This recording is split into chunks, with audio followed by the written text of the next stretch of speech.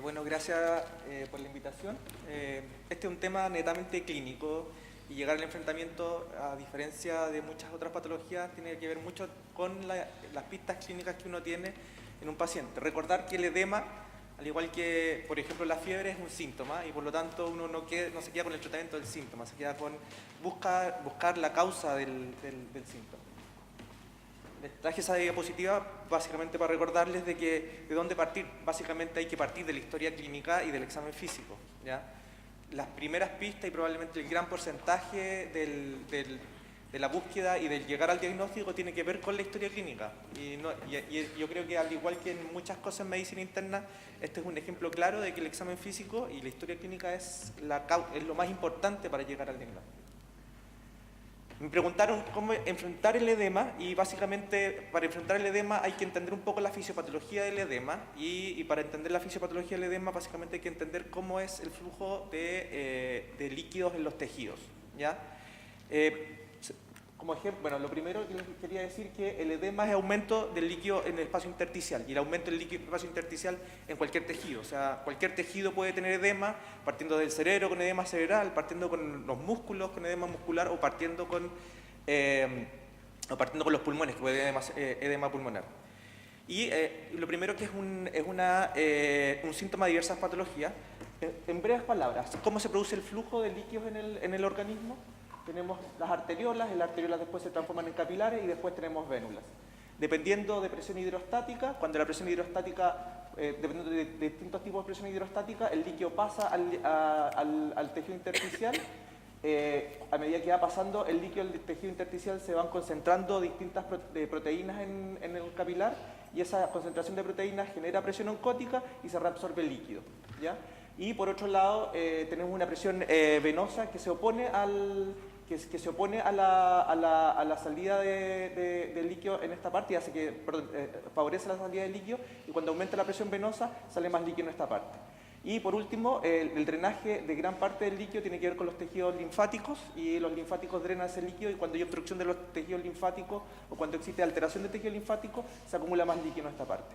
Y por último, esto en general es para los edemas, el mecanismo localizado de los edemas. Y por otro lado tenemos una permeabilidad que depende de cada uno de los tejidos y de distintas patologías. Y por otro lado tenemos el sistema renina-angiotensina-aldosterona, que cuando se censan cuando se censa un intravascular de distintas características y un intravascular efectivo, se activa o se desactiva este mecanismo, ¿ya? Las primeras pistas para llegar al diagnóstico es entender la fisiopatología del edema. Y por lo tanto, cuando los edemas que tienen aumento de la presión hidrostática pueden ser distintas causas. El aumento de la presión hidrostática puede ser aumento de la presión venosa que les mostraba en un instante o disminución de la resistencia de las arteriolas, ¿ya?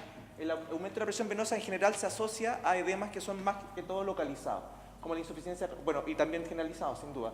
Pero aumento de la presión venosa local, por ejemplo, cuando tenemos obstrucciones en una extremidad, podemos tener el edema que se produce, por ejemplo, en los pacientes que tienen una trombosis venosa profunda.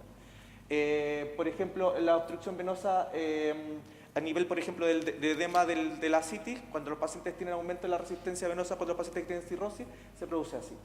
Disminución de la resistencia arteriolar, básicamente lo vemos en pacientes que tienen, cuando son expuestos a calor excesivo o algunos tipos de vasodilatadores. Disminución de la presión oncótica, ¿ya? Básicamente cuando disminuye la presión oncótica por diversas causas, en ese sentido en lo que nosotros estamos más acostumbrados a los pacientes que tienen síndrome nefrótico, aumenta la salida de líquidos desde el intersticial. También tenemos en muchos pacientes que tienen enteropatías y el ejemplo más claro que tenemos, y como el clásico también puede ser los pacientes que tienen demasiada pérdida por la proteína y los pacientes que son gran quemados.